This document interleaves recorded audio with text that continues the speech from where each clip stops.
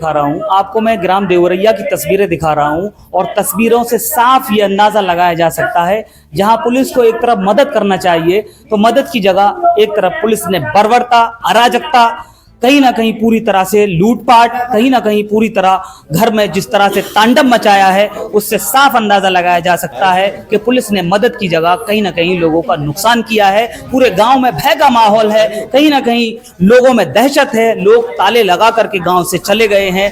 रात में करीब 9 बज रहे हैं।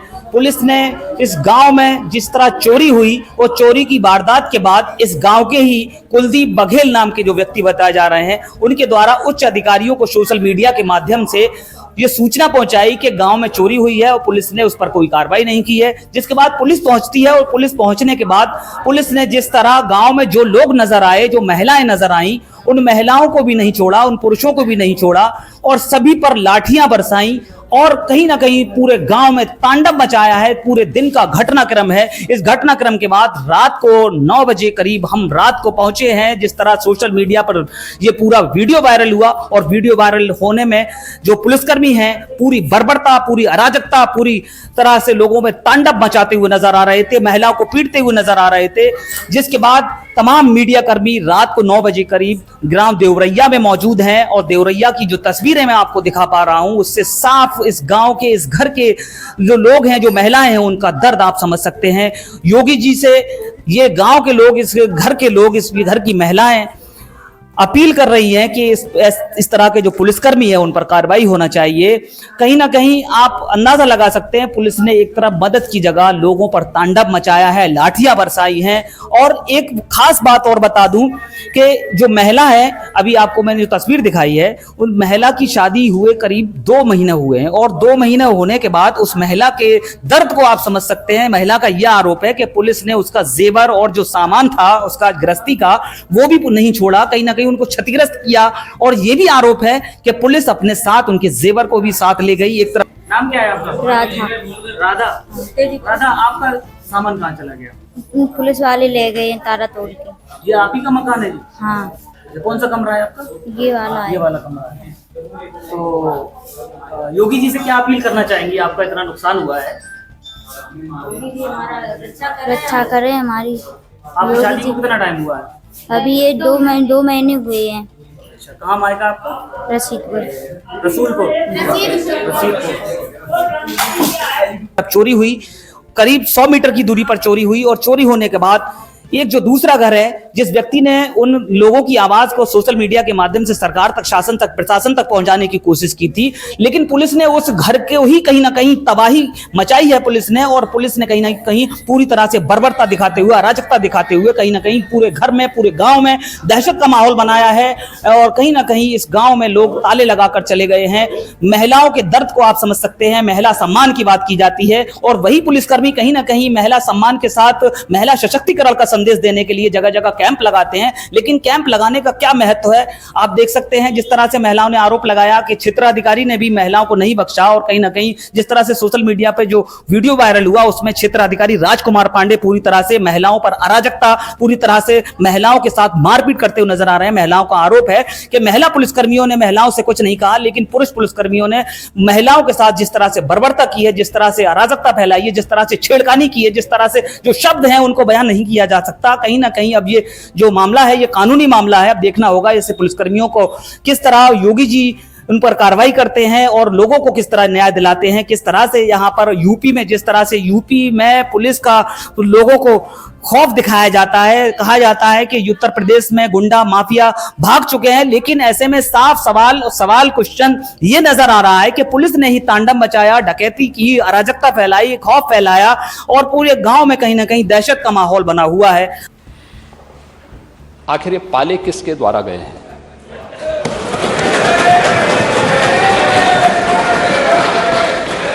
आपको हम ये तस्वीरें दिखा रहे हैं A to Z India news के माध्यम से। रात के 9 बजे की तस्वीरें हैं।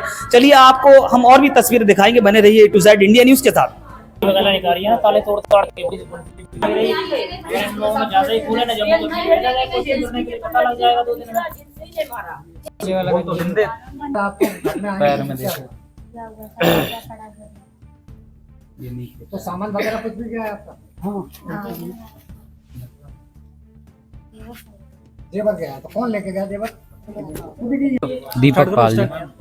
क्या नाम है आपका? दीपक पाल है जी मेरा नाम। दीपक पाल जी, ये तोड़फोड़ नजर आ रही है, जिस तरह गांव में चोरी हुई, हाँ जी। उसके बाद आपके घर में तोड़फोड़ हुई है, हाँ जी। क्या कुछ मामला है? ये मामला ये है कि सर हमारे जो परिवार में लगते हैं बाबा, तो उनके जो है घर पे चोरी हुई थी। तो चोरी हुई थी, सुबह पुलिस आई अपनी टीम लेकर के, छानबीन करके थोड़ी सी, और फिर चली गई और ना कुछ बता के गई ना कुछ। तो जो है कि जो मीडिया वाले आए थे, अब हमें इतना नहीं पता कौन थे, आए उन्होंने अपनी वीडियो बनाई वगैरह पोस्ट कर दी मीडिया वालों ने।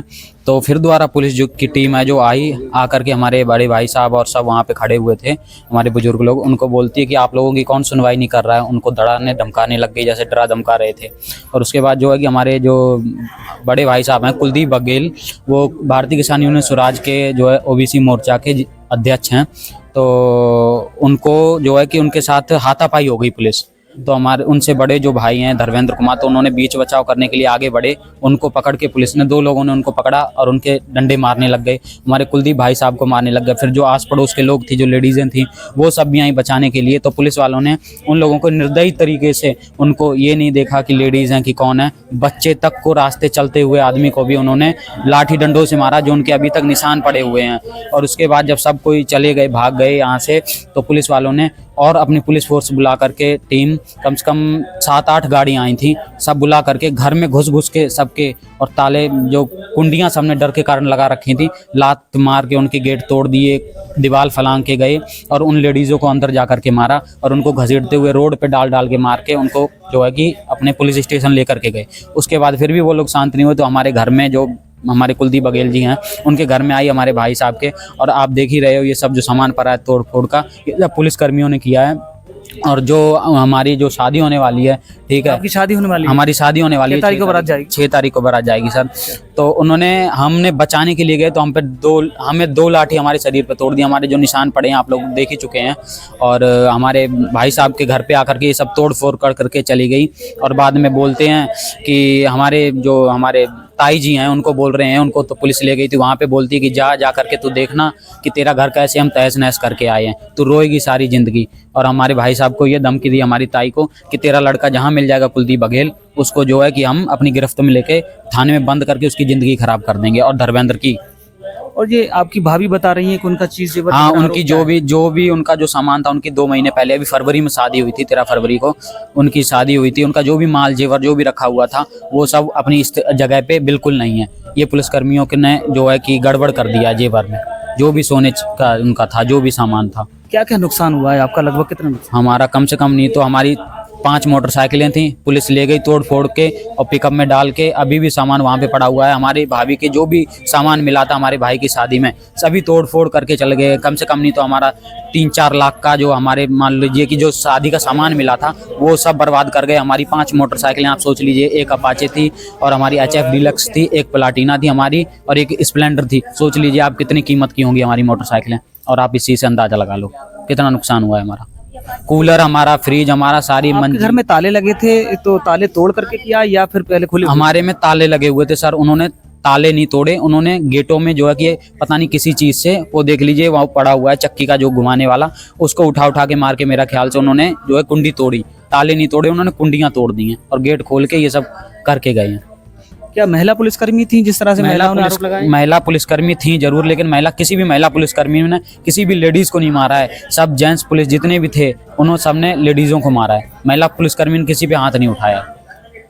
तो आप दर्द समझ सकते हैं। ग्राम देवरैया की तस्वीर मैं आपको दिखा रहा हूं, जिस भाई के तेल चढ़ा हुआ है, 6 मई को बारात जानी है, उसका दर्द आप समझ सकते हैं। उसके घर में जिस तरह से तांडव मचाया गया है, जिस तरह से लूटपाट की गई है, जिस तरह से गांव में अराजकता का माहौल बनाया गया है, जिस तरह से सोशल मीडिया पे जिस तरह से वीडियो वायरल हुए हैं, उसके बाद मीडिया कर्मियों का जमावड़ा रात को 9 बजे इस गाँव में नजर आ रहा है। जब हम इस गाँव में आए थे तो गाँव में कई लोग घरों में ताले पड़े हुए थे, क्योंकि गाँव में दहशत का माहौल है। कहीं ना कहीं गाँव वाले इस गाँव से रात में चले गए। जब उनको पता चला कि रात में मीडिया के लोग आए हैं, तब वो अपना दर्द बयां कर रहे हैं। कहीं ना कहीं इस घर में आप देख सकते हैं 100 मीटर की दूरी पर चोरी हुई।